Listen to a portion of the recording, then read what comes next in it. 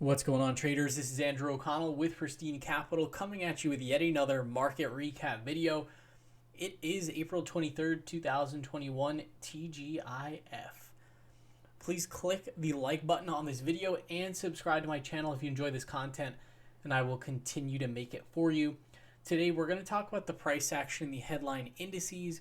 We're going to go under the hood and check out our sectors and style factors. We'll talk about some of my trades for the day, and then we'll wrap up with some options order flow. Before we jump in, quick risk disclaimer: nothing in this video should be construed as investment advice or recommendations. Please follow your own trading plan and your own risk parameters. And last but certainly not least, do not YOLO your entire account into any one of my trades. All right, so let's jump in here. So, oh my gosh, this has been like expectation breaker on expectation breaker. It's been crazy. But yeah, today ended up being a really nice bullish day of price action. So the story yesterday was, we got the headlines out about the higher tax rates for capital gains, and it was like a tape bomb where all of a sudden all these algos sold at the exact same time. And it was like, oh my gosh, we're about to slip into the abyss here. In yesterday's video, I talked about, we don't really know what's going to happen. I'm just going to keep an open mind, and we'll see what happens. And, we ended up getting this super bullish day today. We had the S&P 500 finish up 1.08%. We had the NASDAQ QQQ finish up 1.26%. We had the IWM small caps on a ripping rally, finish up 1.89%. And then we had the Dow Jones close up 0.68%.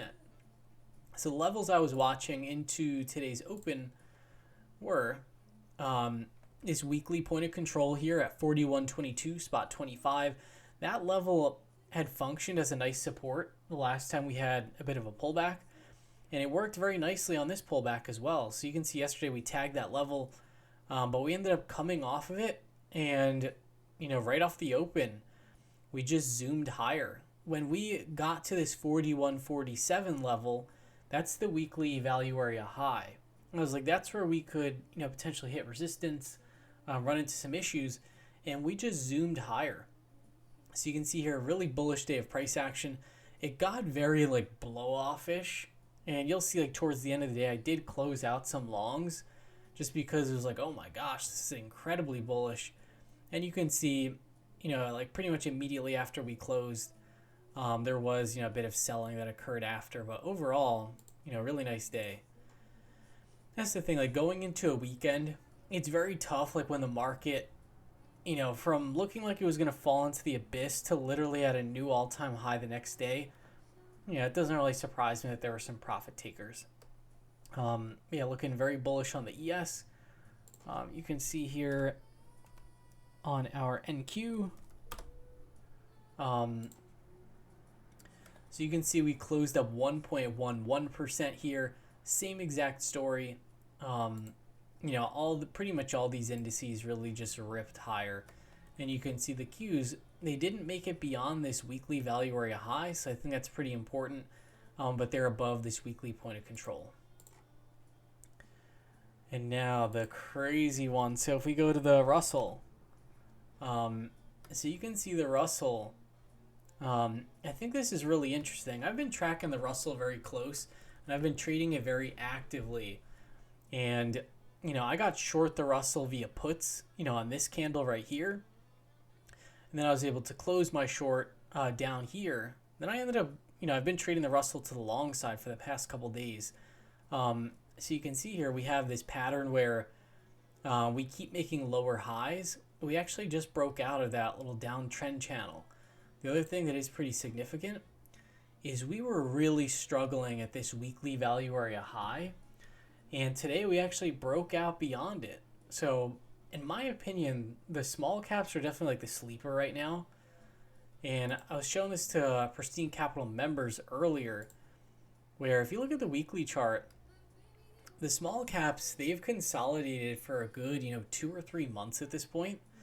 And you can see it's looked like they were going to slip into the abyss many a time, and buyers have always come in to support it.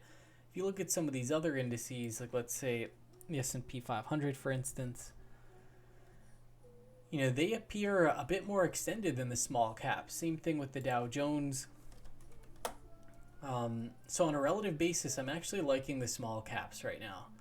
And then the Dow Jones real quick, you can see here, also performed pretty well today. Dow Jones didn't make a new high. But yeah, also just kind of chugging along here. Let's dive in a bit deeper here. We'll go to our heat map. And you can see we had nice participation in this rally today. Really, broad market rally. You can see the FANG names really came alive around midday, and they started having a nice rally. They all report earnings next week. So that's going to be huge. And if these companies, they all just rip really great earnings, the market could definitely go higher. If they all, if they don't really meet expectations, though, they make up such a big portion of the headline indices. It's kind of interesting when their earnings come up. It's almost like a binary event for the market. Do FANG earnings really hold up to expectations, or do they not? And then if we pull this up real quick, yeah, you can see, just to show the breadth, once again here, you can see, let me make this a little bit bigger. Yeah, so for advancers and decliners, really nice participation across all the indices here. So definitely a good look on that rally. And if we pull up our sectors, you can see here the solar stocks are catching some nice momentum. They were at the bottom of our list for quite a while. It was maybe like a couple months, and now they're finally, they've moved into the third slot. So pretty crazy. KWeb, also the Chinese internet names, were on the bottom of this list for quite a while. Now they're moving up as well. So definitely, a lot of rotations going on really throughout 2021. That has been the case where, we're sort of passing these leadership groups around. Whereas in 2020, it was like you had a couple groups that led for most of the year. So definitely a different vibe for this year. You can see the areas that did the worst. We had gold miners, mobile payments, consumer staples, and biotech. They were the only ones that were not green for the day. And then if we look at our style factors here, you can see best performer on the day was high beta, which is pretty interesting. And then also cyclicals. So yeah, nice bounce back for a lot of those more like recovery areas, things of that nature. All right, so let's take a quick look. We're going to go through some of my trades for the day. And today it was kind of like, all right, once we started breaking levels, I was like, okay, I'm playing this bullish. So yeah, you can see early in the morning, I took some long entries. I got long SE common shares, First Solar to try to participate in those solar names. Then I got long NEO as well, because the Chinese internet names were very strong. I also added to my position in this Grayscale Ethereum Trust. The ticker is ETHE. And I said weekends are typically strong for crypto. Ethereum is now leading Bitcoin. So if you look here at Ethereum, yeah, so Ethereum, this is the Ethereum Trust. It doesn't perfectly track the Ethereum price. Let me actually just pull up. But you can see here, pulled down to the 20-day simple moving average and bounced very nicely. So to me, that's like, I want exposure to digital assets and I want exposure to the leader. So if we look at just the Ether futures, yeah, you can see, buyers came in to support this at the 20-day. We cannot really say the same for Bitcoin, which is struggling right now. So even this one kind of coming back from the dead here, but the Ethereum chart, just looking much better. So I turned that Ethereum position. That's now like one of my core positions. I kind of beefed it up a little bit today, so we'll see what happens. As I always say, we'll have to see what the river brings. So added that one. And then I'm going to flip over to my options because I'm kind of going like chronological order here. Then in the morning, I put on a Tesla call spread, the 730 by 740. I started seeing Tesla get hit with these, short-term calls. A lot of times when that happens, you can get a gamma squeeze in Tesla. So I was looking for that. Let's see if Tesla will break its range and really have a nice move. I ended up closing it later in the day for a small winner because Tesla, while it did, have a pretty decent day, it didn't really participate with the rest of the market the way I would have liked it to be able to take on just a weekly call spread. So this one, could I be long the common stock? Yeah, the chart is looking okay. We're above this monthly value area. I think it looks all right, but for something that's like a weekly call spread, I really want it to be like jumping off the page. If we look here, yeah, so I opened that up for $4.60. I closed out later in the day for $4.77. So little winner, nothing crazy, but I just wanted to pull in my risk a little bit, especially when things started really blowing off. I took some Apple calls in the early afternoon, some June calls for $8.25. I also, around midday as well, took some IWM September calls. And then I had an earnings trade that I was closing out throughout the day. It was this Las Vegas Sands trade. I sold a put spread, the 60 by 58 put spread, and they reported earnings, and this name definitely struggled, off the initial reaction. So if you look at Las Vegas Sands, definitely struggled yesterday. Today ended up having a really bullish close, but that was only pretty much throughout the entire day. It was kind of like hovering around like 58, 59. And I just kind of closed out that position throughout the day. So you can see, closed out part of it at 225. I was kind of waiting for it. Took it off for a 9-cent winner there. Then I closed out some more at 316 for an 18-cent winner on an 82-cent credit.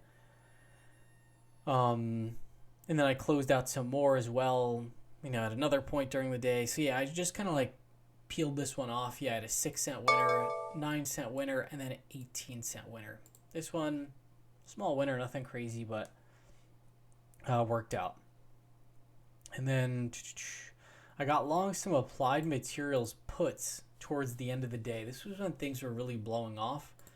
One thing I noticed is the semis are no longer leading.